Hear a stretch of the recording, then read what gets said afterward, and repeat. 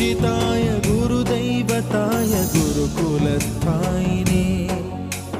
गुरुविक्रमाय गुह्यप्रवराय गुरवे गुणगुरवे गुरुदैत्यकलक्षेत्रे गुरुधर्मसदाराध्याय गुरुपुत्रपरित्रात्रे गुरुपाखण्डखण्डकाय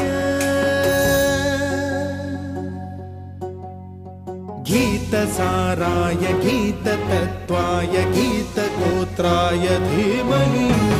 गूढगुल्फाय गन्धमत्ताय गोजयप्रदाय धीमहि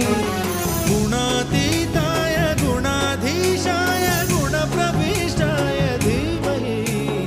एकदन्ताय वक्रतुण्ड